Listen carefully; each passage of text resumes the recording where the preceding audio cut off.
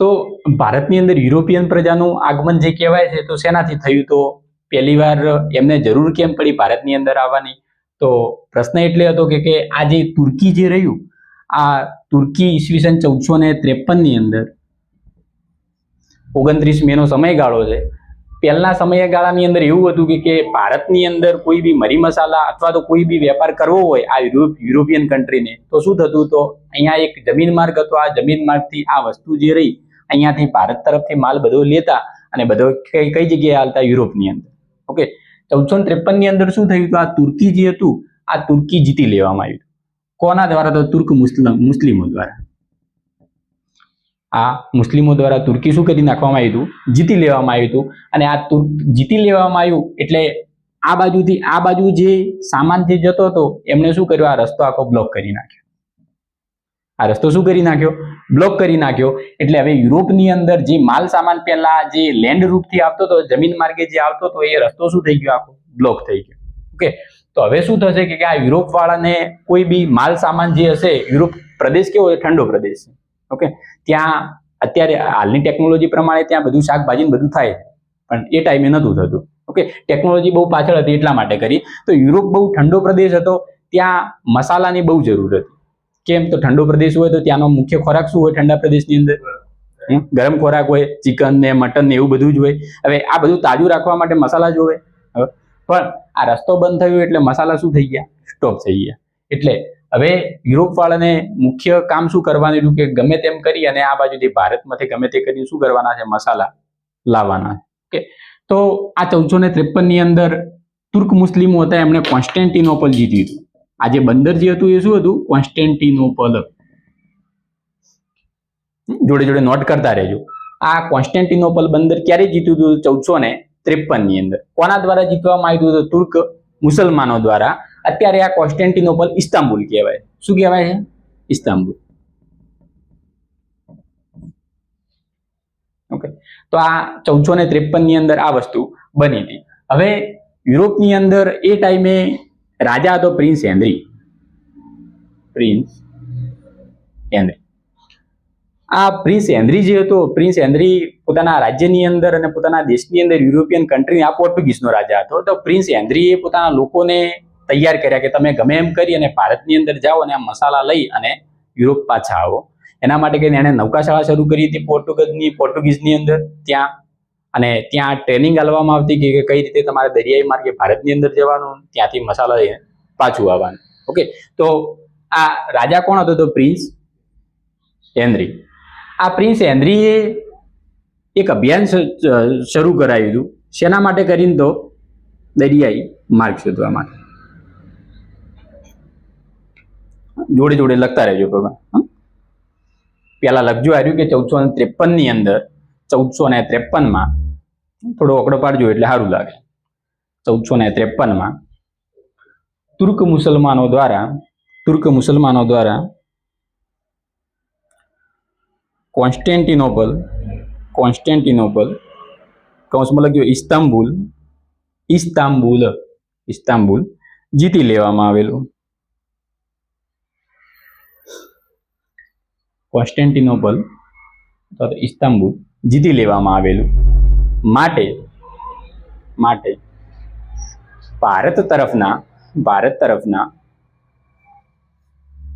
નવા જળમાર્ગ શોધવાની ફરજ પડી. ઓકે, બીજો પોઈન્ટ લખજો. પોર્ટુગલના રાજા પ્રિન્સ હેનરી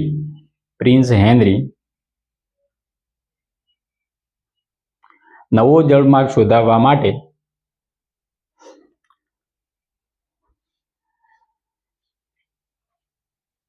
ત્યાંના લોકોને પ્રેરણા આપે છે.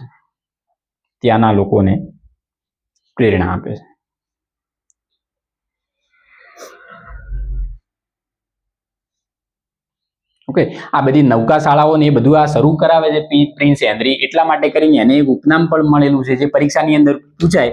તો હેનરી ધ નેવિગેટર. આ એ લખી નાખજો કે એને ઉપનામ મળ્યું છે હેનરી ધ નેવિગેટર. નેવિગેટ એટલે કે દિશા બતાવી. તો આ ત્યાંના લોકોને દિશા બતાવવાનું કામ કરતો કે કઈ રીતે આપણે ત્યાંથી નકશો લઈ અને ભારતની અંદર વેપાર શરૂ કરી શકે. ઓકે, હવે આ બધું જયારે ચાલતું હતું ત્યારે 1487 નો એક સમયગાળો એવો આવે છે કે 1487 ની અંદર એક વ્યક્તિ હોય છે બાર્થોલોમ્યુ ડાયસ. બાર્થોલોમ્યુ ડાયસ. આ બાર્થોલોમ્યુ ડાયસ જે રહ્યો એને તૈયાર કરવામાં આવે છે કોના દ્વારા? તો પ્રિન્સ હેનરી દ્વારા. બાર્થોલોમ્યુ ડાયસને કોના દ્વારા તૈયાર કરવામાં આવે છે? પ્રિન્સ હેનરી દ્વારા. એને એવું કહેવામાં આવે છે કે તું તારે જેટલી અઢળક ધન સંપત્તિ જોતી હોય એટલી લઈ અને તું તારે ભારત તરફનો જે જળમાર્ગ રહ્યો આ તું તાત્કાલિક શોધ, અને એના માટે કરી અને આ વ્યક્તિ શું કરે છે? ત્યાંથી નીકળે છે. ક્યાંથી નીકળે છે? પોર્ટુગલ. ઓકે, અહીંયાથી યુરોપથી આ વ્યક્તિ બાર્થોલોમ્યુ ડાયસ નીકળે છે અને દરિયાઈ માર્ગે છેક આટલા સુધી આવે. હવે આટલે આવીને આ વ્યક્તિ થાકી જાય કે ભાઈ હવે આગળ કોઈ રસ્તો દેખાતો નથી. તો એટલા અહીંયા આફ્રિકાનો જે નીચેનો જે ભાગ જે રહ્યો, આ જે ખૂણો જે રહ્યો, આ ખૂણાની અંદર આ વ્યક્તિ આવીને પછી ગીવ અપ કરી નાખે છે કે ભાઈ હવે આગળ જવાય એમ નથી. તો બાર્થોલોમ્યુ ડાયસ જે રહ્યો અહીંયા આ જગ્યાએ જે આવ્યો, અહીંયા આવીને એને એવું થયું કે અહીંયાથી ક્યાંક ભારત જવાતું હશે. શું થયું એને? કે આ જે આ ખૂણો જે રહ્યો, આ ખૂણાથી ક્યાંક તમે આગળ જશો તો વચ્ચે ક્યાંક ભારત મળશે બાર્થોલોમ્યુ ડાયસને. ઓકે, તો આ ખૂણાથી વ્યક્તિ પાછો ક્યાં જતો રહે છે? યુરોપ જતો રહે. પણ આ ખૂણે આવીને એને એક આશા જાગી હતી. શેની? ભારત આવવા માટેની. એટલા માટે કરીને આ ખૂણાને નામ આપ્યું cape of good hope. Cape of good hope. Cape કેમ કહેવામાં આવે છે? તો આ ખૂણો હતો આફ્રિકાનો એટલા માટે કહ્યું. ઓકે, અને ગુડ હોપ એટલે કે સારી આશા. ભારત તરફ જવા માટેની એને એક આશા મળી હતી અહીંયા આવી. Cape of good hope. પરીક્ષાની અંદર પ્રશ્ન પૂછાયેલો કે ભાઈ કેપ ઓફ ગુડ હોપ ની શોધ કોણે કરેલી? તો બાર્થોલોમ્યુ ડાયસ. જૂના પ્રશ્નો સોલ્વ કરશો તો તમને મળશે પ્રશ્ન. તો આ બાર્થોલોમ્યુ ડાયસે કેપ ઓફ ગુડ હોપ ની શોધ કરી. બધાએ ત્યાં યુરોપની અંદર આ વ્યક્તિ જઈ અને બધા લોકોને કીધું કે તમે મેં આટલા સુધીનો તો રસ્તો તમે શોધી નાખ્યો છે, તમે આગળ હવે કઈ રીતે કરવું એ તમે તમારી રીતે જોજો. ઓકે, તો એને અત્યારે આ કેપ ઓફ ગુડ કયા નામથી જાણીતું છે? કેપ ટાઉન ના નામથી જાણીતું. અત્યારે કેપ ટાઉન સિટી જે રહી એ કેપ ઓફ ગુડ હોપ કહેવાય.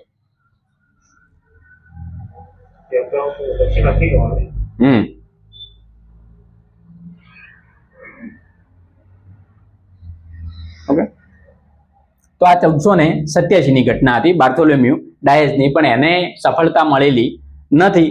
પણ આ એક પ્રશ્ન પૂછાય કે કેપ ઓફ ગુડ હોપ ની શોધ કોણે કરેલી? તો બાર્થોલોમ્યુ ડાયસ. બીજું કે 1492 નો સમયગાળો છે. એક છોકરો એની મા જોડે બેઠો છે, એની મા એને એક આમલેટ કહેવાય છે, આ ઈંડાની આમલેટ બનાવીને આપે છે.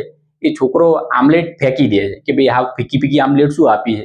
તેની મા એને એક ટોણો મારે છે કે જો તને આટલું મસાલાવાળું ખાવાની ઈચ્છા બહુ હોય તો તું તારે ભારતની શોધ કરી નાખ, ભારતનો રસ્તો શોધી નાખ અને પછી ત્યાંથી મસાલા લઈને આવીને પછી મને આપ અને પછી હું આમલેટ બનાવું, તું તારે ખાજે, મજા આવશે. તો આ વ્યક્તિ હતો ક્રિસ્ટોફર કોલમ્બસ. Christopher Columbus.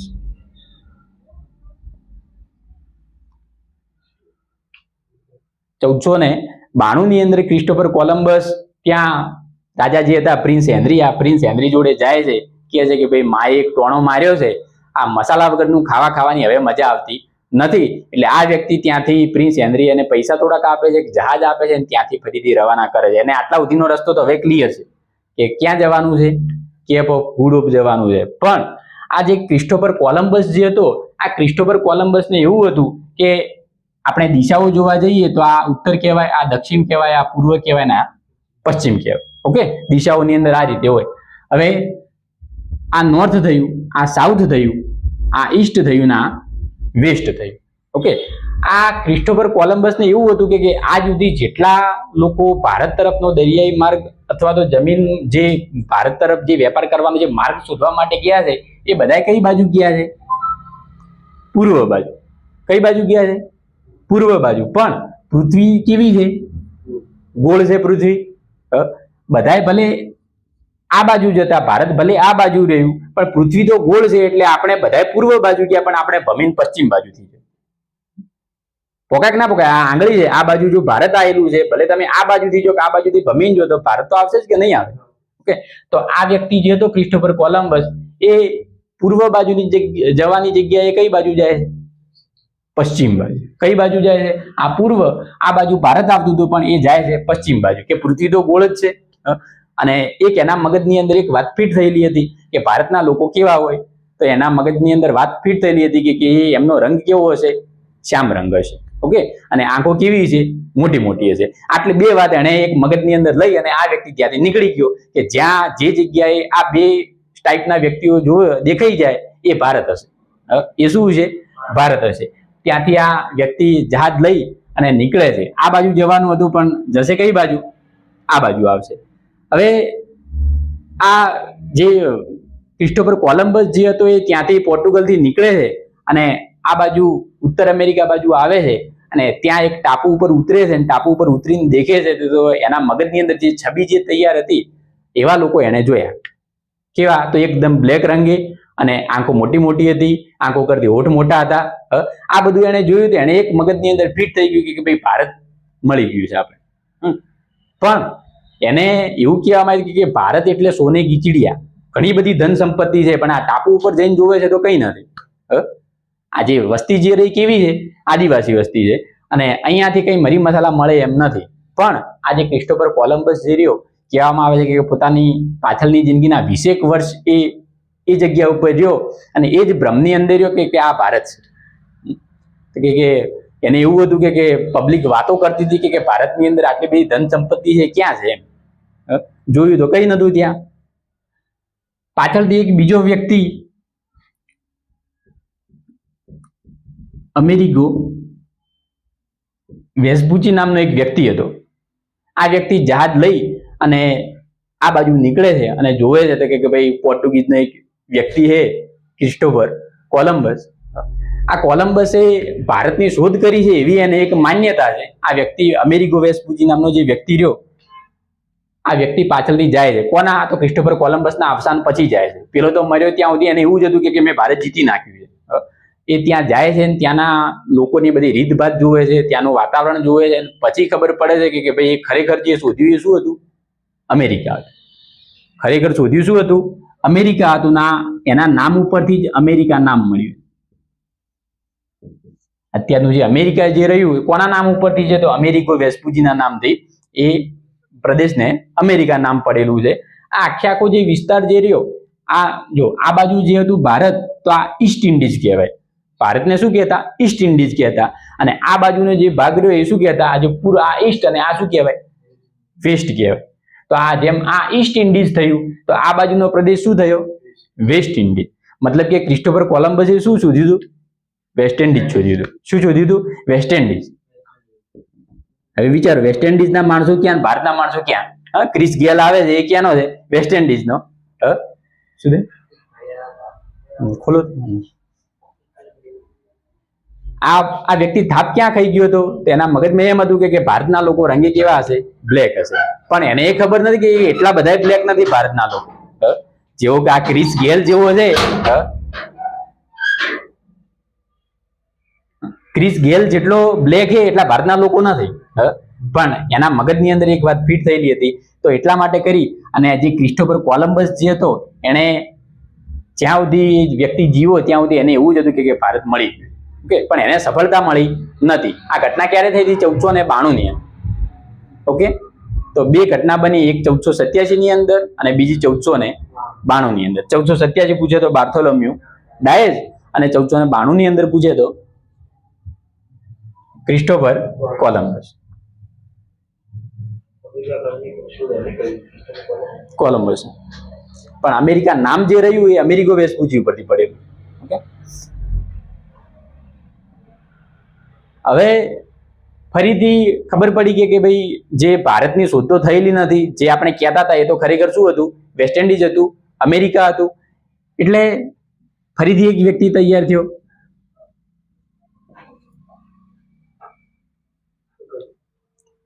ફરીથી એક વ્યક્તિ તૈયાર થયો 1498 ની અંદર.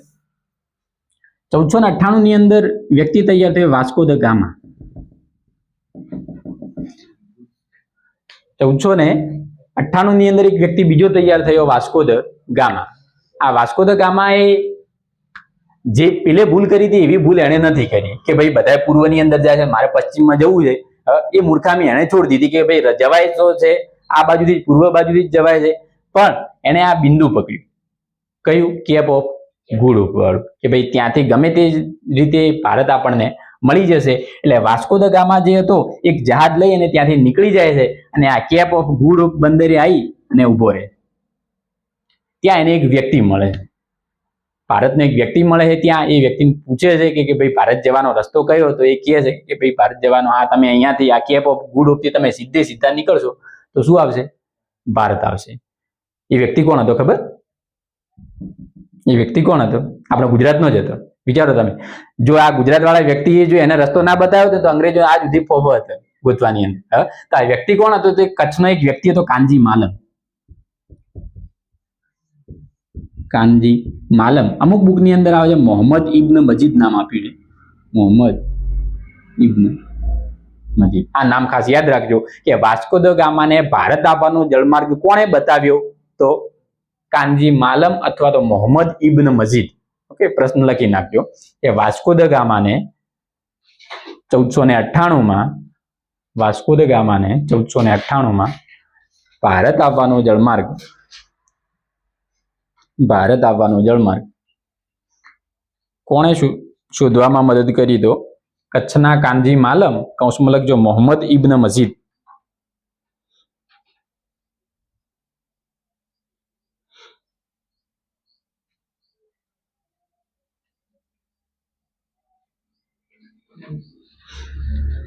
કાનજી માલમ, કૌંસમાં લખજો મોહમ્મદ ઇબ્ન મજીદ. ઓકે, કચ્છનો હતો આ ભાઈ. એમણે કીધું કે ભાઈ તમારે ભારત જ જવું હોય, હું ત્યાંથી જાઉં. તો આ એને હાથ પકડીને ક્યાં લઈ ગયો? ભારતની અંદર. વિચારો તમે. પણ એને બિચારાને ખબર નથી કે ભાઈ આ પાછળ જઈને આવો મોટું થઈ જવાનું છે.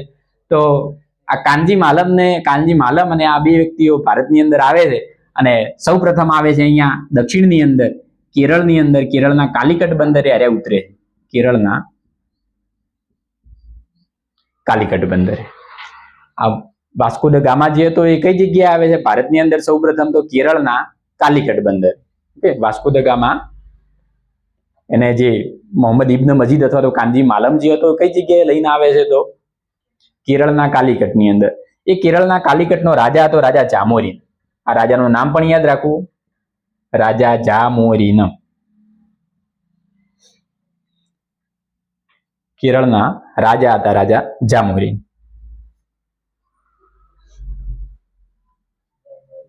જામોરીન.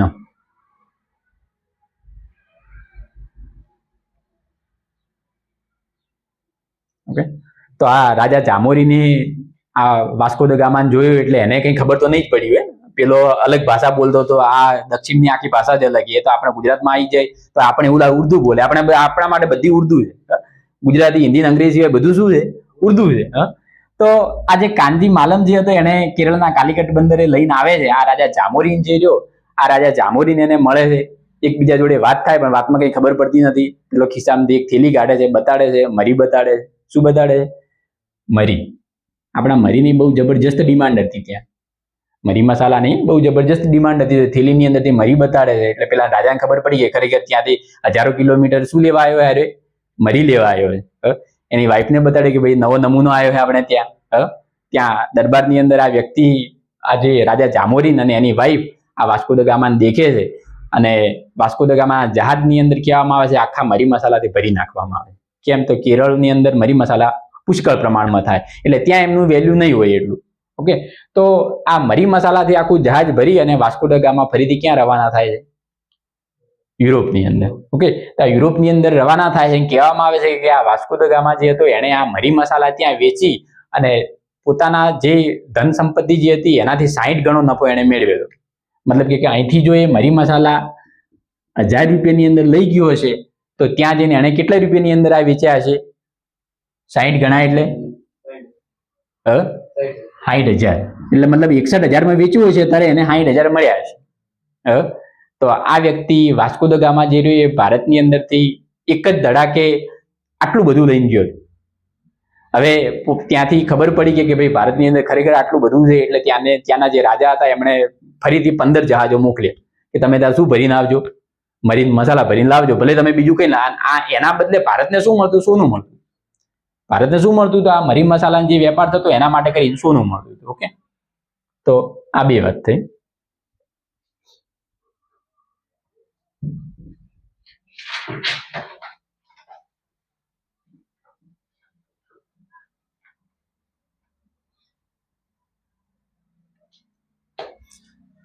તો વાસ્કો દ ગામા ફરીથી ભારત એમને મોકલવામાં આવે છે કે ભાઈ ફરીથી તમે શું કરો, ભારતની અંદર જઈ વેપાર કરો. 1502 ની અંદર વાસ્કો દ ગામા ને ફરીથી ત્યાં બોલાવી લેવામાં આવે છે અને એની જગ્યાએ પોર્ટુગીઝ જે હતા, પોર્ટુગીઝ તરફથી એક પ્રથમ ગવર્નર મૂકવામાં આવે. પોર્ટુગીઝ પ્રથમ ગવર્નર. પરીક્ષામાં પૂછાય કે ભારતની અંદર પ્રથમ પોર્ટુગીઝ ગવર્નર કોણ હતા? તો અલ્મેડો હતો. શું નામ હતું? અલ્મેડો. ખાસ પ્રશ્ન લખી નાખો કે ભારતની અંદર સૌપ્રથમ પોર્ટુગીઝ ગવર્નર કોણ હતા? તો અલ્મેડો હતા. ઓકે. બીજો પ્રશ્ન પૂછાય કે પોર્ટુગીઝ ઈસ્ટ ઇન્ડિયા કંપનીની સ્થાપના ક્યારે થયેલી? પોર્ટુગીઝ ઈસ્ટ ઇન્ડિયા કંપની ક્યારે સ્થાપવાની હતી? 1600 ના. આ 1498 ની અંદર તો આવી ગયા યારે. ભારતની અંદર પોર્ટુગીઝ ઈસ્ટ ઇન્ડિયા કંપનીની સ્થાપના પૂછે તો ઈસવીસન 1500 આવે. ઈસવીસન 1500 ની ઈસ્ટ ઇન્ડિયા 1600 ની. પરીક્ષાની અંદર એ પ્રશ્ન પૂછાય કે ભારતની અંદર જે વિદેશી પ્રજાતિઓ આવી હતી આ પ્રજાતિઓનો સાચો ક્રમ બતાડો. તો પહેલા કોણ આવ્યા હતા? તો પહેલા પોર્ટુગીઝો આવ્યા હતા, પછી ડચ આવ્યા હતા, પછી ડેનિશ આવ્યા હતા, એના પછી અંગ્રેજો હતા અને એના પછી ફ્રેન્ચો હતા. આ ક્રમ લખી નાખજો, ખાસ પૂછાય. પહેલા પોર્ટુગીઝો હતા, પછી ડચ હતા, પછી ડેનિશ હતા, પછી અંગ્રેજો અને પછી ફ્રેન્ચો. ભારતમાં આવનાર વિદેશી પ્રજાતિઓનો ક્રમ એ રીતે લખજો. ભારતમાં આવનાર વિદેશી પ્રજાતિઓનો ક્રમ. તો પોર્ટુગીઝો, ડચ, પછી ડેનિશ, પછી અંગ્રેજો અને પછી ફ્રેન્ચો. એમ એ પ્રશ્ન પૂછાય કે ભારતની અંદર સૌ પ્રથમ આવનાર વિદેશી પ્રજાતિ કઈ હતી? તો પોર્ટુગીઝ. સૌ પ્રથમ આવનાર પણ કોણ હતા? તો પોર્ટુગીઝો હતા. સૌથી છેલ્લે જનાર પણ પોર્ટુગીઝો હતા.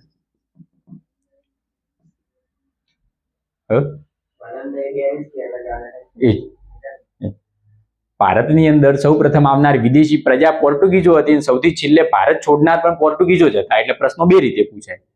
ઓકે, કે સૌથી છેલ્લે ભારત છોડનાર વિદેશી પ્રજાતિ કઈ હતી? તો ત્યાં અંગ્રેજો ટીક કરીને ના આવવાનું. શું આવે? તો પોર્ટુગીઝો. સૌ પ્રથમે પોર્ટુગીઝ ને સૌથી છેલ્લે પણ પોર્ટુગીઝ આવે.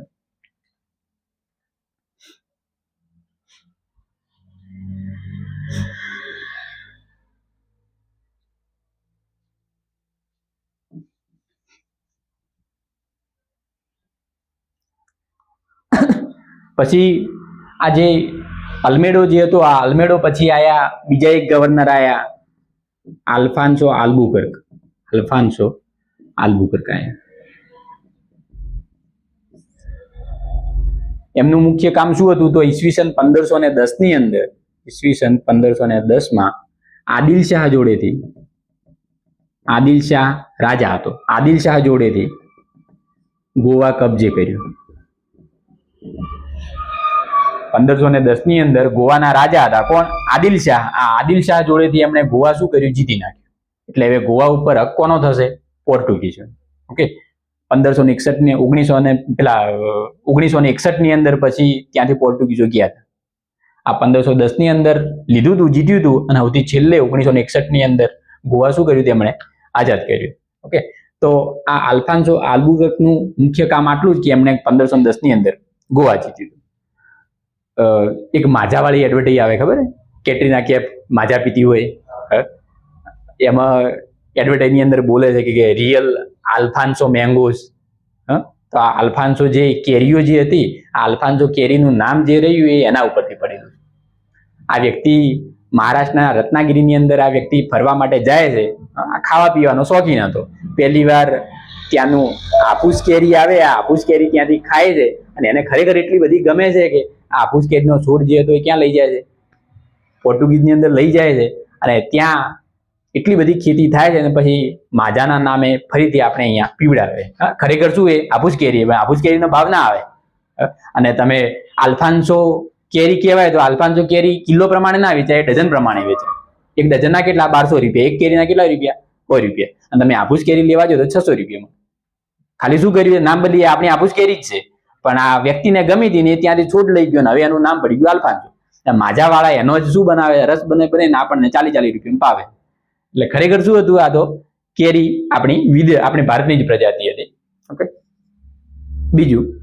બીજો વ્યક્તિ આવ્યો હતો એના પછી, Nino D Kuno. Nino D Kuno એને શું કર્યું હતું? તો દીવ અને દમણ જીત્યું. દીવ અને દમણ. આ પ્રશ્ન પૂછાય. ગોવા કોણે જીત્યું હતું? આલ્ફાન્સો આલ્બુકર્ક. દીવ અને દમણ કોણે જીત્યું હતું? તો નીનો ડી કુનો. આ વ્યક્તિનું નામ છે, કોઈ વ્યક્તિનું નામ છે. આ વ્યક્તિએ દીવ અને દમણ જીત્યું હતું. બીજું, આ પોર્ટુગીઝોની મુખ્ય વસ્તુ કે એમણે ભારતની અંદર શરૂ કરાવ્યું હતું તો આપણા બટાકા નગરી કહેવાય છે ડીસા. તો આ બટાકાની જે ભારતની અંદર ખેતીની શરૂઆત કોણે કરાવી હતી? તો પોર્ટુગીઝો. ત્યાં સુધી આપણને ખબર નથી કે ભાઈ બટાકા જેવું કંઈ ખાવાની વસ્તુ આવે છે. બીજું કે ભારતની અંદર છાપકામની શરૂઆત કોણે કરાવી હતી? તો પોર્ટુગીઝો. ત્રીજું, આપણે સમાજમાં ખાતા હોય દાને દાને મેં કેસર કાદમ, તો શું? તો તમાકુ. કેસર ના હોય, તમાકુ. કેસરનો ભાવ બહુ મોંઘો હોય. તમે 10 ગ્રામ લેવા કંઈક 25 કે 30 હજારનો. વિચાર તમે, એક 5 રૂપિયાની પડી કેમ કંઈ પેક કરીને આપતો હશે પણ. તો આ તમાકુની શોધ કોણે કરી હતી? ત્યાં ભારતની અંદર તમાકુની જે ખેતી હતી કોણે શરૂ કરાવેલી? તો પોર્ટુગીઝોએ. એ છોડ વાવીને જતા રહ્યા અને પછી ભારત વાળા જે પકડી પાડ્યું એ આપણે આજ સુધી ભોગવે. ભલે એ લોકો નહીં ખાતા હોય પણ આપણે બુધાલાલ વગર ના ચાલે, એવું થઈ ગયું.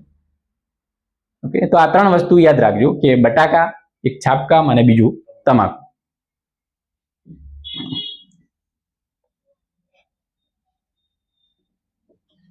પાછા એડવર્ટાઇઝની અંદર શાહરુખ ખાનને બતાડે, અજય દેવગનને બતાડે. કોઈ દાડે એના મોઢા વિમલ દેખી તમે? એટલે બધા ઇન્ટરવ્યુ જોવા દાંત લાલ દેખાય એમના. આપણા વાળે પકડી પાડ્યું. આપણે પાસે ફેશનમાં ખાતા હોય કે ભાઈ હેડો શાહરુખ ખાન ખાય તો હું કેમ ના ખાઉં? પછી એ નહીં ખાતો. એ પિચકારી મારે તો ખરાબ લાગે ને ભાઈ. પછી પોર્ટુગીઝો પછી આવ્યા હતા, ડચ આવ્યા. પોર્ટુગીઝો પછી બીજી વિદેશી પ્રજાતિ કોણ આવી હતી? ડચ આવ્યા હતા. આ ડચ જે હતા, આ ડચો વલંદા તરીકે પણ જાણીતા હતા. ક્યાંથી આવ્યા હતા? તો નેધરલેન્ડથી આવ્યા. નેધરલેન્ડ. ઓકે, 3 વસ્તુ યાદ રાખવાની.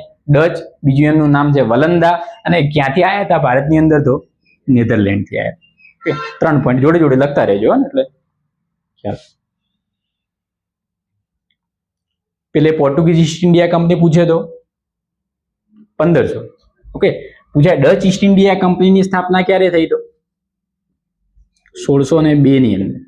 ડચ ઈસ્ટ ઇન્ડિયા કંપનીની સ્થાપના ક્યારે થઈ? તો 1602 ની અંદર.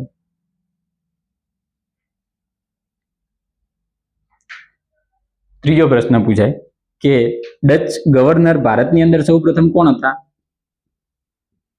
તો કાર્નેલિચ હસ્તમાન. નામ ખાસ યાદ રાખવું. કાર્નેલિચ હસ્તમાન. ડચ ગવર્નર ભારતની અંદર સૌ પ્રથમ ડચ ગવર્નર કોણ હતા? તો કાર્નેલિચ હસ્તમાન. કાર્નેલિચ હસ્તમાન. ડચ ઈસ્ટ ઇન્ડિયા કંપનીની સ્થાપના પૂછે તો 1602 ની અંદર. ત્રીજો પોઈન્ટ, 1659 લખજો. પેલા 1759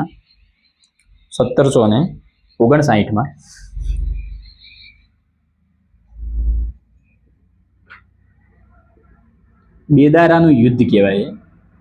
યુદ્ધનું નામ છે બેદારાના યુદ્ધથી ભારતમાં ડચોનું પ્રભુત્વ ઘટ્યું. કયા યુદ્ધથી? તો બેદારાના યુદ્ધથી ડચોનું પ્રભુત્વ ભારતની અંદર ઘટેલું.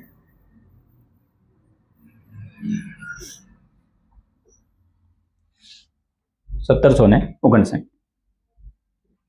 આ યુદ્ધની સંધિ એવી હતી કે ભારતની અંદર હવે જે બ્રિટિશ જે પોર્ટુગીઝો જે રહ્યા એ પોર્ટુગીઝો ઇન્ડોનેશિયાની અંદર વેપાર નહીં કરે અને જે ડચ લોકો રહ્યા એ ભારતની અંદર વેપાર નહીં કરે. આમાં મેં શું સંધિ થઈ હતી? આ ડચ હતા, એક પોર્ટુગીઝો હતા. આ બે જ વસ્તીઓ હતી એ ટાઈમે ભારતની અંદર વેપાર માટે. તો એમણે મેં એવી સંધિ કરી કે પોર્ટુગીઝો જે રહ્યા એ ઇન્ડોનેશિયાની અંદર નહીં આવે અને ડચો જે રહ્યા એ ભારતની અંદર નહીં આવે. અમે સંધિ કરી નાખી. એટલે જે ઇન્ડોનેશિયા ત્યાં એ મસાલા ઘણા બધા થાય છે, તો આ ટાપુ એમને આલ દીધો. કોને? તો ડચ લોકોને. અને ભારત કોના જોડે રહ્યું? પોર્ટુગીઝ જોડે રહ્યું. પછી ડચ પછી આયા ડેનિશ આયા. ડચ પછી કોણ આયા? તો ડેનિશ. ક્યાંથી આયા હતા ડેનિશો? ક્યાંથી આયા? તો ડેનમાર્ક. ખાલી આટલો જ પોઈન્ટ યાદ રાખવાનો એમાંથી. ડેનિશો ક્યાંથી આયા હતા? તો ડેનમાર્ક થી આયા હતા.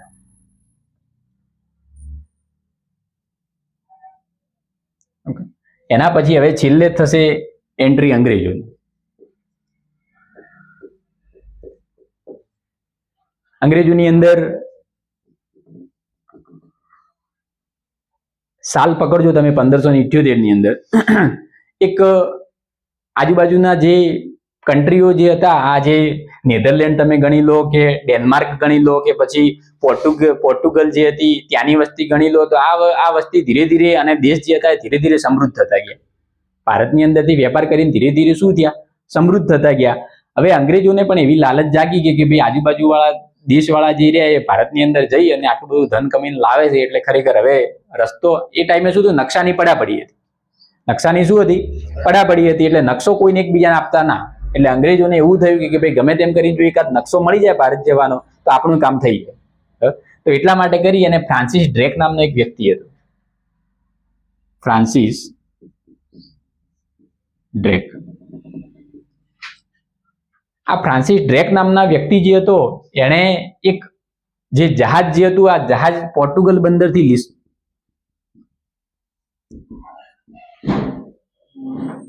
લિસ્બન બંદરે જતું હતું. પોર્ટુગલ થી ક્યાં જતું હતું? લિસ્બન બંદરે જહાજ જે હતું એ જતું હતું. આ જહાજને આ વ્યક્તિએ લૂંટ્યું. આ જહાજને ફ્રાન્સિસ ડ્રેક નામના એ વ્યક્તિએ લૂંટ્યું અને એની અંદરથી જે ધન સંપત્તિ જે હતી ભારતની અંદર જેટલું બધું લાવ્યું હતું એ બધું શું લઈ લીધું? બધું લઈ લીધું. પણ એના સદનસીબ હતા કે એ ટાઈમે એના હાથની અંદર ભારત જવાનો જે નકશો જે હતો, આ નકશો પણ હાથમાં આવ્યો હતો.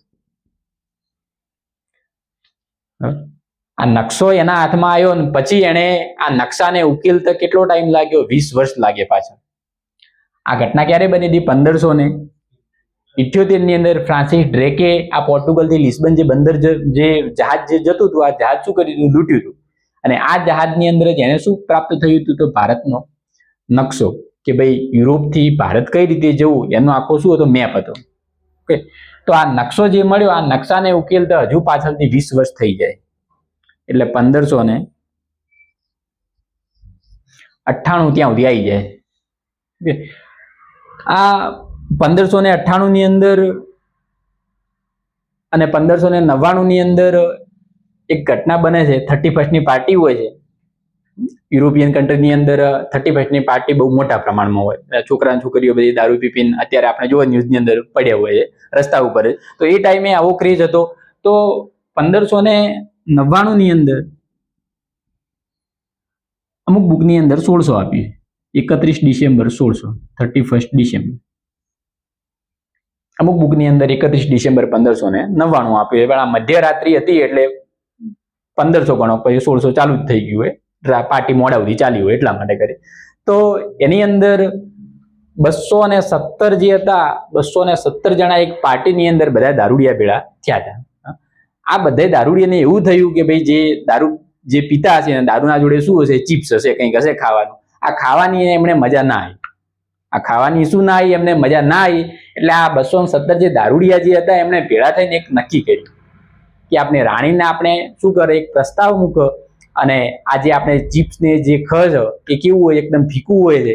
તો જો આ નકશો જે રહ્યો આ નકશા આધારે આપણે ભારત જ અને ત્યાંથી મસાલા લઈને આવો તો આપણી ચિપ્સ પણ કેવી થશે? મસાલા વાળી થશે. વિચારો તમે કે આ દારૂડિયા નક્કી કરે છે કે ભારતની અંદર જઈને શું કરવું છે. તો આ 217 દારૂડિયા જે હતા એ કોના જોડે જાય છે? તો બ્રિટનની ક્વીન જોડે, બ્રિટનની રાણી જોડે. બ્રિટનની રાણી હતી એલિઝાબેથ.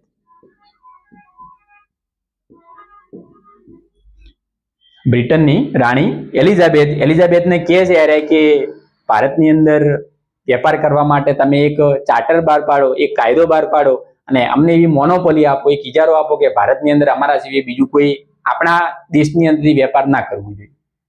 રાણીને હતું કે ભાઈ અત્યારે મસાલાની બહુ જરૂરિયાત છે, એટલા માટે કરીને એમને શું આપી દીધો, એક પરવાનો આપી દીધો, એક લેખિતની અંદર ઓર્ડર આપી દીધો કે ભાઈ તમે પૂર્વના દેશો સાથે 15 વર્ષ સુધી વેપાર કરી શકશો. કેટલા વર્ષ સુધી?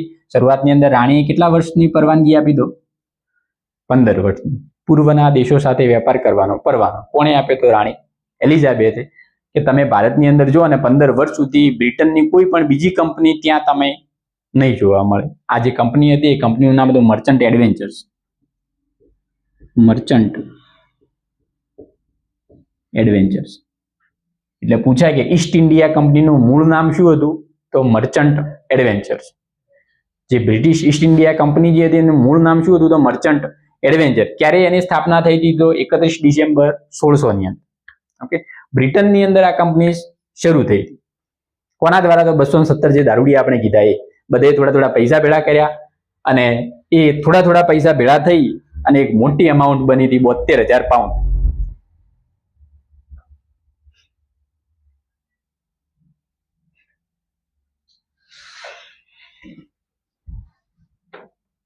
આ 217 જે વ્યક્તિઓ હતી એમને શું કર્યા? થોડા પૈસા ભેળા કર્યા અને રકમ ભેળી કરી 72,000 પાઉન્ડની. આપણે જેમ ભારતની અંદર રૂપિયો હોય એમ ઇંગ્લેન્ડની અંદર શું હોય? પાઉન્ડ ચાલતું હોય. તો 72,000 પાઉન્ડની એક માતબર રકમથી, એક મોટી રકમથી 31 ડિસેમ્બર 1600 ના રોજ એક કંપની સ્થપાઈ. કઈ? તો મર્ચન્ટ એડવેન્ચર્સ. એ જ પાછળ જઈને કયા નામથી જાણીતી છે? તો East India company. East India company. Okay, તો ત્યાંથી આ 217 જણા જે હતા એમાંથી માત્ર 125 જણા તૈયાર થાય ભારત આવવા માટે. અમુક તો વધારે પી ગયા છે ને, એટલે આ 217 માં ખાલી 125 જણા તૈયાર થયા કે ભાઈ તમારે જે ભારતની અંદર જે તમારે કરવું એ કરો અને ત્યાં જઈને ત્યાં એમાંથી જે પ્રોફિટ થાય, જે નફો થાય એ બધું આપણે વેચી મારીશું. તો 125 જણા હવે ક્યાં રવાના થયા? ભારત જવા માટે. ઓના જોડેથી પેલો જે ફ્રાન્સિસ ડ્રેક જે હતો એના જોડે નકશો લીધો ભારત જવાનો અને નકશો લઈને પછી દરિયાઈ માર્ગે ક્યાં નીકળ્યા? ભારત જવા માટે. સૌપ્રથમ ક્યાં જઈએ? કેપ ઓફ ગુડ હોપ ને પછી ત્યાંથી સીધા ભારત આવશે. હવે એ વખતે એ જે જહાજ જે હતું આ જહાજના વ્યક્તિનું નામ પૂછાય કે પ્રથમ ખલાસી કોણ હતા? અંગ્રેજ ખલાસી. પ્રથમ અંગ્રેજ ખલાસી કોણ હતા ભારત આવનાર? તો જેમ્સ લેનકાસ્ટર. જેમ્સ લેનકાસ્ટર નામ યાદ રાખજો. જેમ્સ લેનકાસ્ટર. બીજું કે આ જે શિપ જે હતી કે 125 જણા જે હતા આ વતી એમનો જે મુખ્ય ગવર્નર બનાવ્યો હોય ને, આ 125 જણા કોઈ લીડ તો કરતું છે ને, તો આ મુખ્ય ગવર્નર જે હતો આ ગવર્નરનું નામ પણ પૂછાય તો Thomas Smith. Thomas Smith. East India કંપનીનો સૌપ્રથમ ગવર્નર કોણ હતો એમ પ્રશ્ન પૂછાય તો શું લખવાનું? Thomas Smith. Okay, East India કંપનીનો સૌપ્રથમ ગવર્નર કોણ હતો? તો થોમસ સ્મિથ. ઓકે, અને પ્રથમ ખલાસી કોણ હતો? તો જેમ્સ લેનકાસ્ટર. ઈસ્ટ ઇન્ડિયા કંપનીનો સૌપ્રથમ ગવર્નર કોણ હતો? તો થોમસ સ્મિથ. અને પ્રથમ ખલાસી કોણ હતો? તો જેમ્સ લેનકાસ્ટર.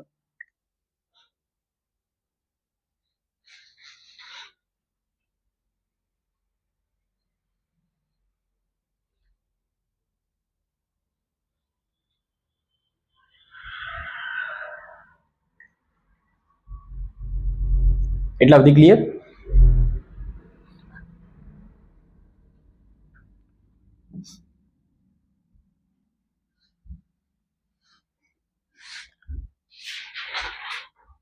હવે આ લોકો અંગ્રેજો જઈ રહ્યા હવે ભારતની અંદર આવશે, ભારતની અંદર ધીમે ધીમે વેપાર શરૂ કરશે, પણ એમને મુખ્ય સંઘર્ષ કોના જોડે થાય? પોર્ટુગીઝો જોડે. કેમ કે એ લોકો એમનાથી 100 વર્ષ પહેલા આવીને બેઠા. આર્યા 1600 ની અંદર આવ્યા છે, પેલા જે 1498 ની અંદર પહેલો વાસ્કો દ ગામા આવેલો હતો. એટલે આ બાજુનો જે આખો દરિયો જે હતો એ કોના અંડરમાં હતો? પોર્ટુગીઝોના અંડરમાં. અને કેવો જબરજસ્ત કંટ્રોલ કરેલો કે એ ટાઈમે ભારતનો રાજા હતો મુગલ રાજા હતો અકબર. 1605 સુધી ભારતનો રાજા. અંગ્રેજો ક્યારે આવ્યા? તો 1600 ની અંદર. ઓકે, 1600 અને 1605 વચ્ચે આપણે જોવા જઈએ તો ભારતની અંદર મુગલ રાજા હતો અકબર. પરીક્ષામાં એ રીતે પ્રશ્ન પૂછેલો છે કે જ્યારે બ્રિટનની અંદર ઈસ્ટ ઇન્ડિયા કંપનીની સ્થાપના થઈ ત્યારે ભારતમાં કયા મુઘલ રાજાનું શાસન હતું? તો અકબર. ઓકે, આ પ્રશ્ન પૂછેલો છે. આ અકબરને જો હવે દરિયો જોવો હોય, અકબરને જો દરિયો જોવો હોય તો પહેલા ટેક્સ કોને આપવાનો? પોર્ટુગીઝોને. વિચારો તમે, દરિયો કોનો છે? ભારતનો છે. આ તમે ભારતનો નકશો જોવો તો આ બધો શું છે? દરિયા કિનારો છે. આખા ભારતનો એ ટાઈમે અકબર શું કહેવાતો? મુખ્ય રાજા ગણાતો. આખું દિલ્હીથી એનું આખું કંટ્રોલ હતું. હવે જો અકબરને જો દરિયાની અંદર પગ મૂકવો હોય તો પેલો ટેક્સ કોને આપવાનો? આ પોર્ટુગીઝોને પેલા ટેક્સ આપવાનો અને પછી દરિયામાં પગ મૂકી કે આવો જબરજસ્ત કંટ્રોલ કરેલો હતો એને. તો આ 1605 ની અંદર અકબરનું શાસન હતું. અકબર 1605 ની અંદર અવસાન થાય છે, પણ એની પહેલા 1603 ની અંદર આપણે જે પેલી રાણીજી જોઈ હતી, શું નામ હતું? રાણી એલિઝાબેથ. આ એલિઝાબેથનું 1603 ની અંદર અવસાન થાય. એક આ પોઈન્ટ લખજો કે 1603 ની અંદર રાણી એલિઝાબેથનું અવસાન થાય છે. પછી લખજો કે 1605 ની અંદર અકબરનું અવસાન થાય. 1603 ની અંદર બ્રિટનની મહારાણી એલિઝાબેથનું અવસાન થાય છે અને 1605 ભારતના મુઘલ રાજા અકબરનું અવસાન થાય.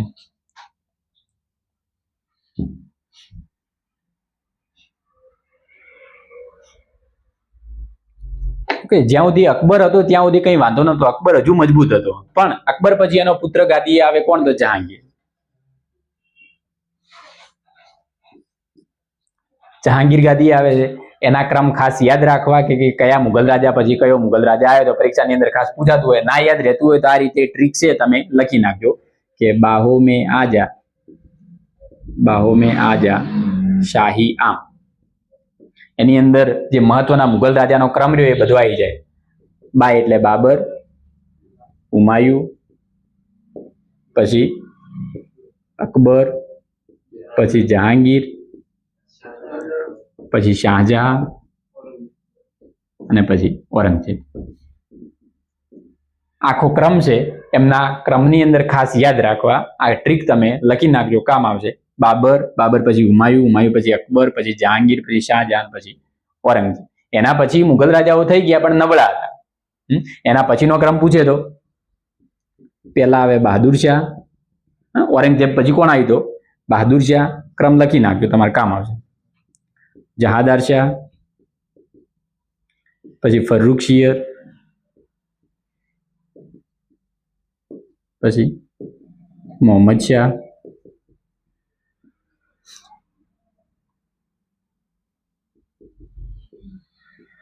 આલમગીર બીજો, પછી શાહ આલમ બીજો, પછી અકબર બીજો અને છેલ્લો હતો બહાદુર શાહ. બહાદુર શાહ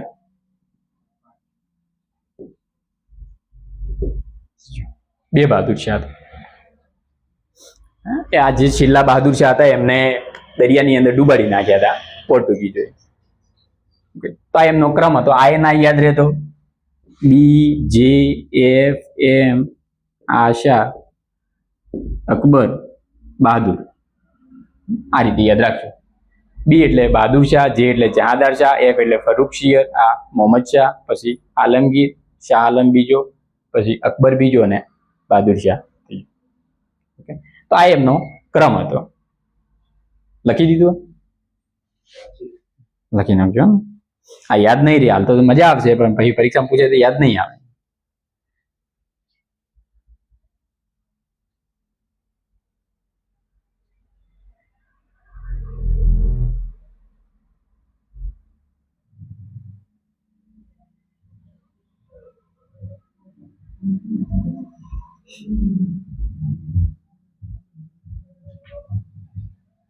એમના કાળક્રમ પ્રમાણે ગોઠવવાના પ્રશ્નો પૂછાય પરીક્ષાની અંદર.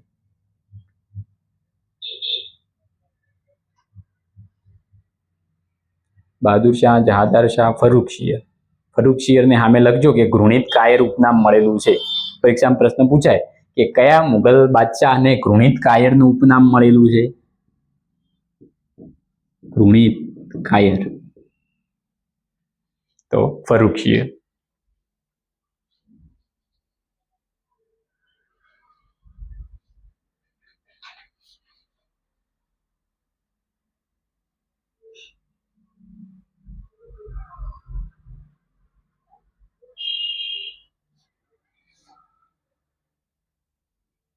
કે ના વંચાત કેજો. બહાદુર શાહ, ઉર્દુ લિપિમાં લખેલું એટલે.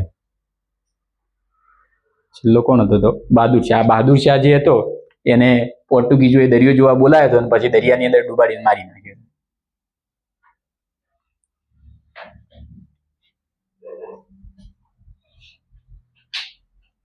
તો અકબરનું 1605 ની અંદર અવસાન થયું. અકબર પછી રાજા કોણ આવશે? જહાંગીર આવશે. જહાંગીરનો સમયગાળો પૂછે તો 1605 થી લઈને 1627. ખાસ સમયગાળો યાદ રાખો જહાંગીરનો. 1605 થી લઈને 1627 સુધીનો સમયગાળો કોનો છે? જહાંગીરનો. આ જહાંગીરનું મૂળ નામ શું હતું? તો સલીમ હતું. મૂળ નામ સલીમ. આપણે પિક્ચરોની અંદર પેલી અનારકલીને જોવા, અનારકલી સલીમ, તો આર્ય સલીમ. મૂળ નામ શું હતું એનું? સલીમ હતું. શેના ઉપરથી? તો એમના જે અકબરના જે ગુરુ હતા શેખ સલીમ ચિશ્તી, એના નામ ઉપરથી એને નામ આપ્યું. અકબરના ગુરુ શેખ સલીમ ચિશ્તી, એના નામ ઉપરથી અકબરે એ છોકરાને સલીમ નામ આપ્યું. એને પુત્ર હતો એક ખુર્રમ અને બીજો એક પુત્ર હતો ખુશરો. આ બે મુખ્ય પુત્ર હતા જહાંગીરના. બે મુખ્ય પુત્ર, એક ખુર્રમ અને એક હતો ખુશરો. જ્યારે જહાંગીર રાજા બને છે 1605 ની અંદર, ત્યારે આ ખુશરો જે હતો, આ ખુશરો વિરોધ કરે છે. ખુશરો શું કરે છે? એના પિતાનો વિરોધ કરે છે. એટલા માટે કરી અને જહાંગીર જે હતો એના પુત્રની શું કરી નાખે છે? આંખો ફોડાઈ નાખે છે. એના પુત્રની શું કરી નાખે છે? આંખો ફોડાઈ નાખે છે આ ખુશરોની. અને બીજું કે આ ખુશરોને મદદ કરવા વાળા હતા ગુરુ અર્જુનદેવ. ગુરુ અર્જુનદેવ કોણ હતા? તો શીખોના 5મા ગુરુ હતા. શીખોના 5મા ગુરુ. તો આ શીખોના 5મા ગુરુ ગુરુ અર્જુનદેવ જે હતા એ આ જે ખુશરો જે હતા આ ખુશરોને મદદ કરે છે. એટલા માટે કરીને જહાંગીર શું કરે છે? એમની પણ હત્યા કરાવે. ઓકે, તો ગુરુ અર્જુનદેવની, શીખોના 5મા ગુરુ ગુરુ અર્જુનદેવની હત્યા કયા મુગલ રાજાએ કરાવેલી? આ પ્રશ્ન પૂછેલો. તો શું આવે? તો જહાંગીર. ઓકે, આમાં અર્જુનદેવમાં જ આવે છે, જહાંગીરમાં જ આવે છે. પરીક્ષામાં ભૂલાઈ જાય તો યાદ રાખજો તમે કે અર્જુનદેવની હત્યા કોણે કરાવેલી? તો જહાંગીરે કરાવેલી. લખી નાખજો. આ જે ખુર્રમ જે હતો, આ ખુર્રમ આગળ જઈને શાહજહાં કહેવાશે. ખુર્રમ આગળ જઈને કયું નામ ધારણ કરશે? તો શાહજહાં. ખુર્રમનું, શાહજહાંનું મૂળ નામ પૂછાય તો ખુર્રમ હતું.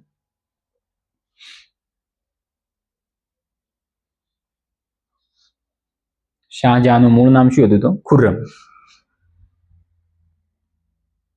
અહીંયા થોડી ઓછી લાઈટ પોકે તો ફરીથી ઘરે જઈને વિડીયો એકવાર જોજો. ઇતિહાસ વિષય એવો હોય કે ભણતા હોય ત્યારે તમને મજા આવશે, પણ પછી બધું ભૂલી જવાય.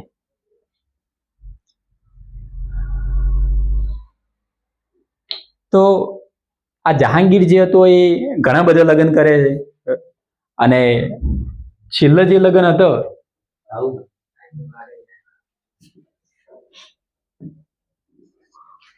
એક લગ્ન એ જગત ગોસાઈ જોડે પણ કરે છે. એટલે ઘણી બધી વ્યક્તિઓ જોડે આ જે જહાંગીર જે રે લગ્ન કરે છે. પણ એક 1594 ની અંદર એક સ્ત્રી હોય છે મહેરુનિસા. મહેરુનિસા. આ મહેરુનિસાના લગ્ન થાય છે અલી કુલી બેગ જોડે. આ એના પતિનું નામ છે. આ મુસ્લિમ નામ હે એટલે એમાં રમેશભાઈ છગનભાઈ એવા નહીં હોય. કોના જોડે લગ્ન કરે છે?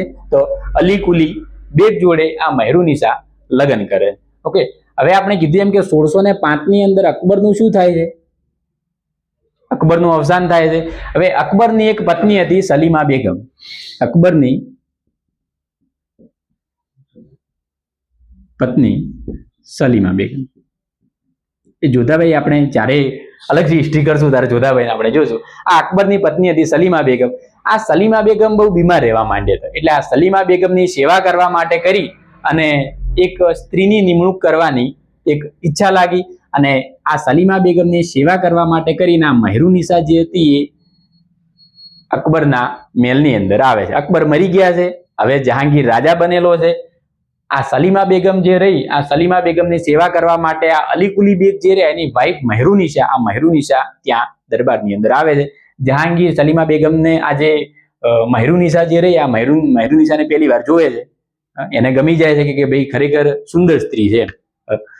હવે આ જ્યારે રાજા બને છે ત્યારે જહાંગીર રાજા બને છે અને એને આ છોકરી ગમી જાય છે, તો શું કરે છે જહાંગીર? તો આ જે અલીકુલી બેગ જે રહ્યા, આ અલીકુલી બેગને મૂકી દે છે બંગાળ, કે ભાઈ બંગાળની અંદર અત્યારે પરિસ્થિતિ સારી નથી, તમે જઈ અને ત્યાં થોડી પરિસ્થિતિ ઠાળે પાડી નાખો. ઓકે, આ અલીકુલી બેગને એક ઉપનામ મળે છે શેર-એ-અફઘાન. શેર-એ-અફઘાન કેમ ઉપનામ મળેલું છે? તો જહાંગીર અને આ જે અલીકુલી બેગ એકવાર શિકાર માટે ગયા છે અને એ ટાઈમે એમણે એક વાઘનો શિકાર કર્યો હતો, એટલા માટે કરીને એને ઉપનામ આપ્યું હતું જહાંગીરે શેનું? તો શેર-એ-અફઘાનનું ઉપનામ આપ્યું હતું. તો આ શેર-એ-અફઘાન અથવા તો અલીકુલી બેગને ક્યાં મૂકી દે છે આ વ્યક્તિ? બંગાળ મૂકી દે છે કે ભાઈ બંગાળની પરિસ્થિતિ અત્યારે સારી નથી. પછી એ રસ્તાની અંદર જ આ અલીકુલી બેગની જહાંગીર શું કરી નાખે છે? હત્યા કરી નાખે. કેમ હત્યા કરી નાખે છે? તો આ છોકરી માટે કરી. આ વ્યક્તિ જ્યાં સુધી જીવતો છે ત્યાં સુધી જહાંગીર એના જોડે લગ્ન નથી કરી કહેવાનું. તો શું કરે છે? તો અહીંયા બંગાળ મોકલે છે અને વચ્ચે રસ્તાની અંદર જ અલીકુલી બેગની શું કરી નાખે છે? હત્યા કરી નાખે છે. અને એની હત્યા કર્યાના ટૂંક જ સમયની અંદર આ મહેરુનિસા જોડે શું કરે છે જહાંગીર? લગ્ન કરે છે. હવે જહાંગીરના લગ્ન કોના જોડે થશે? મહેરુનિસા જોડે.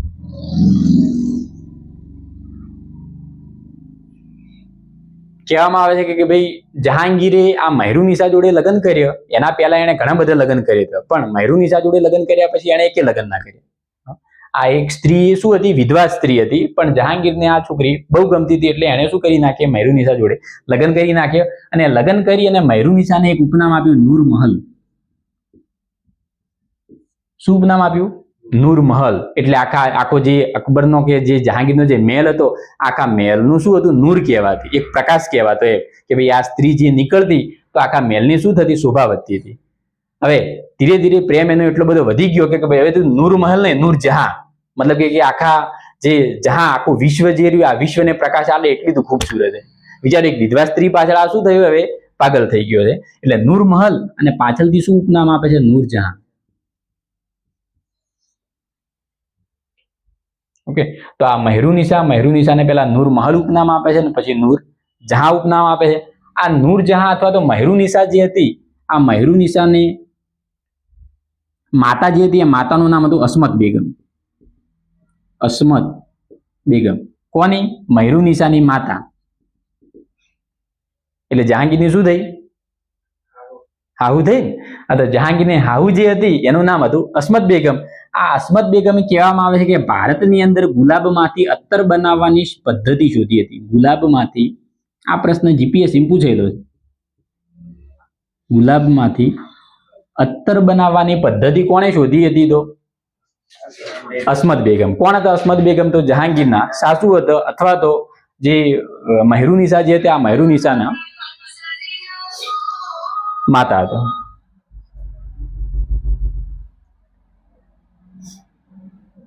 આટલા સુધી થઈ ગયું.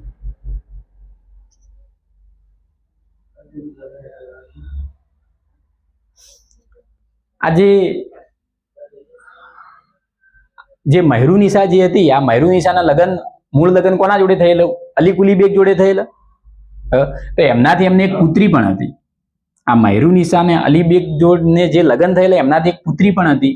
આ પુત્રીનું નામ હતું લાડલી બેગમ. લાડલી બેગમ. ઓકે, આ લાડલી બેગમ જે હતી, આ લાડલી બેગમના લગ્ન જહાંગીર પોતાના પુત્ર જોડે કરાવે. જહાંગીરનો, હવે વિચારો તમે કે જે માતા હતી, આ માતાના લગ્ન, મતલબ કે જે મહેરુનિસા હતી, આ મહેરુનિસા જોડે કોણ લગ્ન કરે છે? જહાંગીર લગ્ન કરે છે. અને એની જે છોકરી જે હતી, આ છોકરી જોડે જહાંગીરનો પુત્ર લગ્ન કરે છે. છોકરી જોડે કોણ લગ્ન કરે છે? એના પુત્ર લગ્ન કરે છે. અને એ જે જહાંગીર જે રહ્યો, આ જહાંગીર કોના જોડે લગ્ન કરે છે? મહેરુનિસા જોડે. હજુ આ ધાપતો નથી, હજુ આગળ શું થાય જુઓ તમે. એવું જ કહેવાય ને ભાઈ. હા,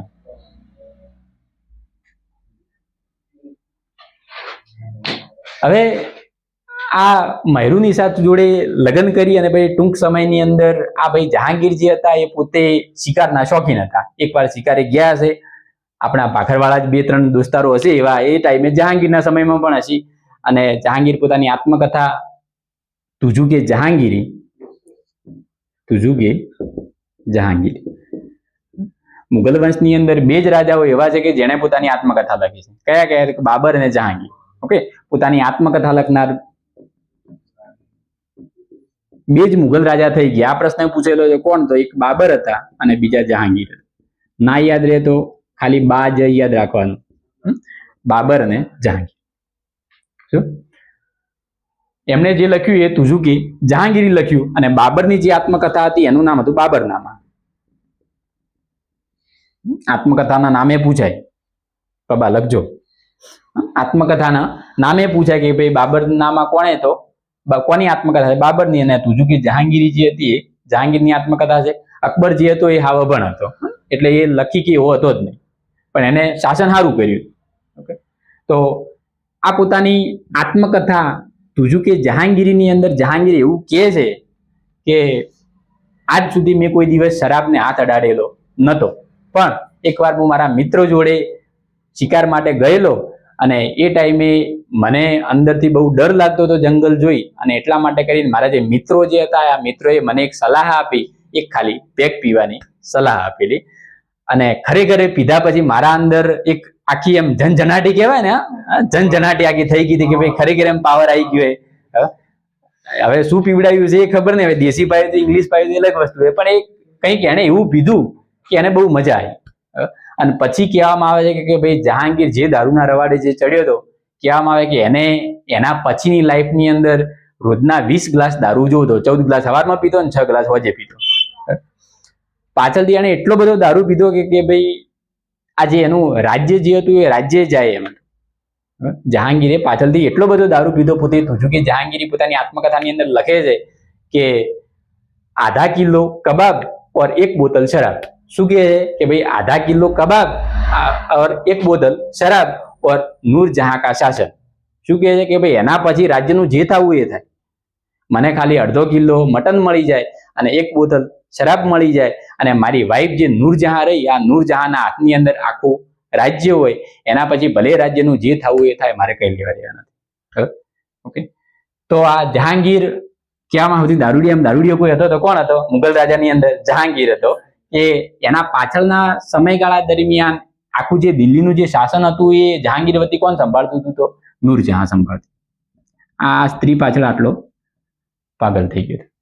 ઓકે, એટલે જે પોતાની આત્મકથાની અંદર એવું બધું લખે છે કે ભાઈ आधा किलो कबाब और 1 बोतल शराब, પછી નૂરજહાં કા શાસન, અને પછી રાજ્યનું જે થવું એ થાય, એનાથી કોઈ લેવા દેવા નથી. તો આવો સંઘર્ષ થયો હતો. હવે પ્રજા પણ કંટાળી હતી કે ભાઈ ગમે એમ કરીને જો રાજા પતી જાય તો સારું.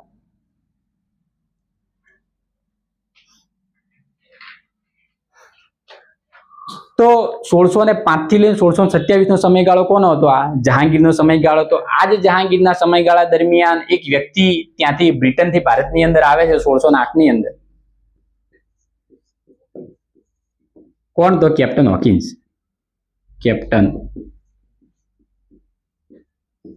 હોકિન્સ કયા જહાજમાં બેસીને આવે છે? તો હેક્ટર નામના જહાજમાં બેસીને આવે છે. જહાજનું નામે પૂછાય.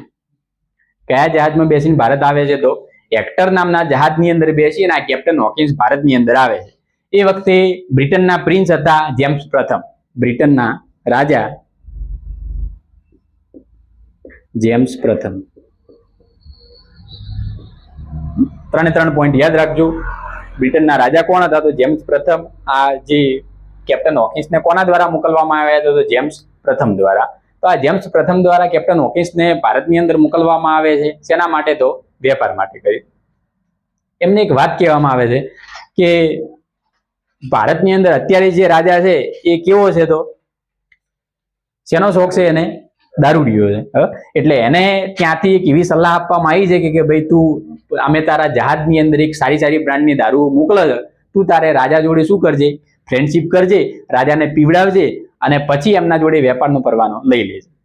આટલી વાત એના મગજની અંદર નાખીને આ વ્યક્તિ 1608 ની અંદર ત્યાં આવે છે ભારતની અંદર. પણ ભારતના દરિયા કિનારા ઉપર આખો કંટ્રોલ કોનો છે અત્યારે? પોર્ટુગીઝોનો. એટલે પોર્ટુગીઝો જેવો હોકિન્સને જોવે છે ત્યાં એને કેદ કરી નાખે છે.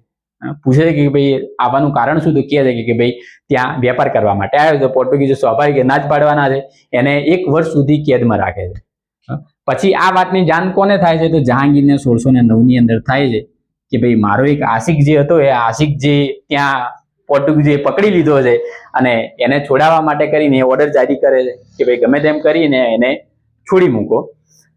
આ છૂટે છે અને પછી જહાંગીરના દરબારની અંદર જાય છે, જહાંગીરને મળે છે, એનું ભવ્ય સ્વાગત કરવામાં આવે છે, જહાંગીર જોડે મિત્રતા કરે છે, બંને હાલના ટાઈમે ભેળા થાય, બંને દારૂ પીવે છે.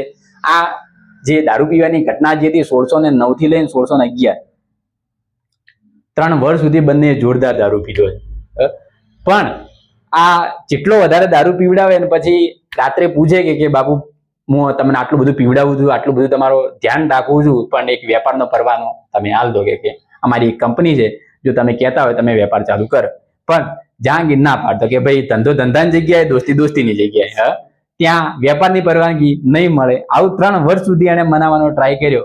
છેલ્લે આ ભાઈ કંટાળ્યો કે ભાઈ એક તો દારૂની બોટલો ખાલી કરે રહેરો છે અને ઉપરથી પરવાનગી મેળવવાની વાત આવે છે તો આ ભાઈ ના પાડી દે છે. ત્યાંનો જે બ્રિટનનો પ્રિન્સ હતો, આ પ્રિન્સ પણ હવે કંટાળ્યો છે કે ભાઈ તમે જહાજો ભરીને બાટલીઓ તો મંગાવો છો, પણ એનું કંઈક આઉટપુટ તો મળવું જોઈએ, રિઝલ્ટ તો મળવું જોઈએ કે. રાજા માને એમ નથી. એટલે આ જે કેપ્ટન હોકિન્સ જે હતો, કેપ્ટન હોકિન્સને ફરીથી ક્યાં બોલાવવામાં આવે છે? બ્રિટનની અંદર. ક્યારે? તો 1611 ની અંદર. કે ભાઈ તારું કામ નથી. કહેવામાં આવે છે કે ભાઈ 1611 ના પછી ટૂંક જ સમયગાળા દરમિયાન કેપ્ટન હોકિન્સનું વધારે દારૂ પીવાના લીધે અવસાન થઈ ગયું. આ રાજાને મનાવવા માટે આવ્યો તો 3 વર્ષ એને એટલો દારૂ પીધો કે ભાઈ 1611 ના ટૂંક જ સમયગાળા દરમિયાન આ વ્યક્તિનું અવસાન થઈ ગયું, પણ પેલાને કઈ નથી. તો અહીંયા આ કેપ્ટન હોકિન્સનું શું થાય છે? અવસાન થાય. પછી 1613 નો સમયગાળો આવે. આ 1613 ની અંદર સર ટોમસ રૂ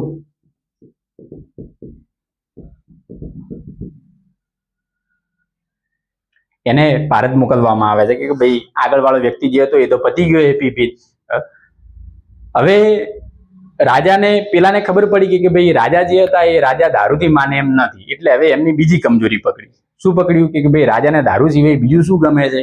તો કહેવામાં આવે કે ભાઈ જહાંગીરને દારૂ કરતા દારૂ પણ જેટલો દારૂ પ્રિય હતો એટલી એમને ચિત્રકલા પ્રિય હતી. હારે ચિત્ર દોરીને આપે તો એમને ગમતું હતું. આ પરીક્ષાની અંદર એ પ્રશ્ન પૂછેલો છે કે ભાઈ કોના સમયગાળાને ચિત્રકલાનો સુવર્ણ યુગ કહેવામાં આવે છે? તો જહાંગીરનો સમયગાળો ચિત્રકલાનો સુવર્ણ યુગ કહેવાય. લખી નાખ્યું. જહાંગીરનો સમયગાળો જે રહ્યો એ ચિત્રકલાનો સુવર્ણ યુગ કહેવાય. કોના સમયગાળાને ચિત્રકલાનો સુવર્ણ યુગ કહેવામાં આવે? તો જહાંગીર.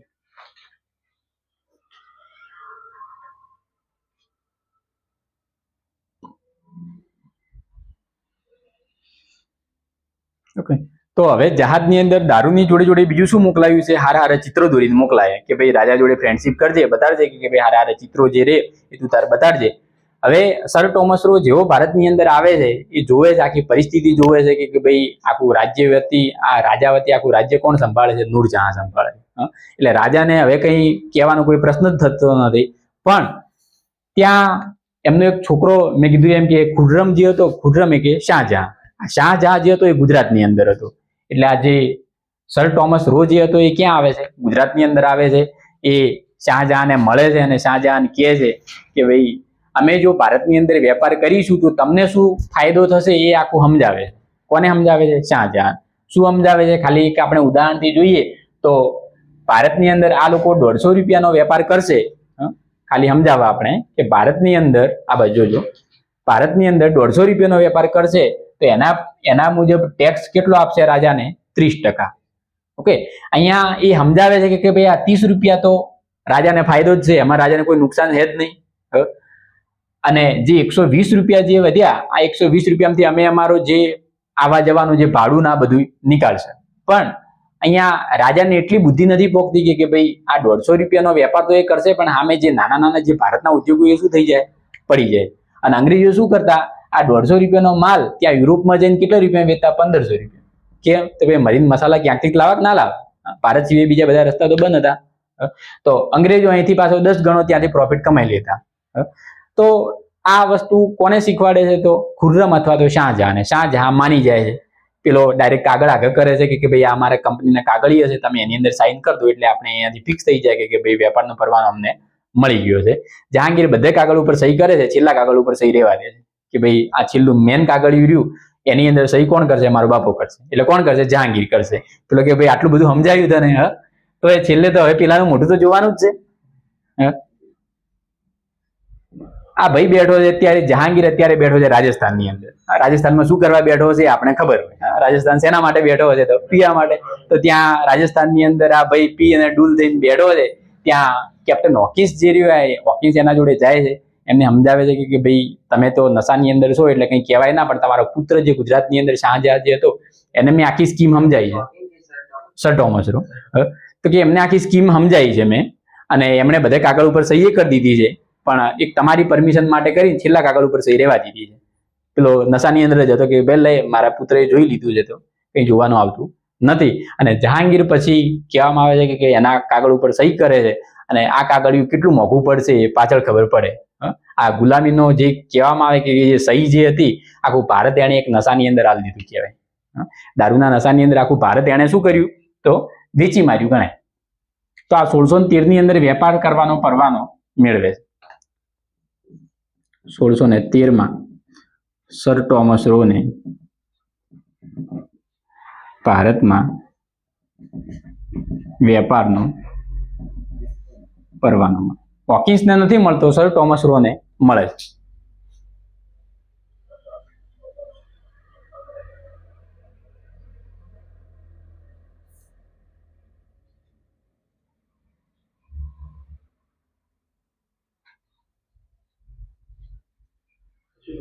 સર ટોમસ રોને ભારતમાં વેપારનો પરવાનો મળે છે, પરમિશન મળે છે કે ભાઈ તમે ભારતની અંદર વેપાર કરી શકશો.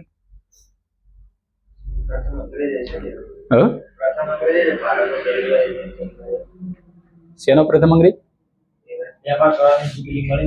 હા, પ્રથમ વ્યક્તિ હતો સર ટોમસ રો. ભારતની અંદર વેપાર કરવાનો પરવાનો મેળવનાર કોણ હતો? તો સર ટોમસ રો હતો.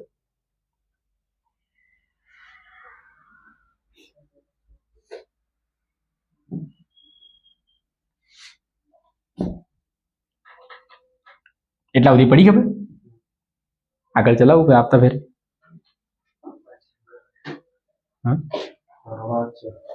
શું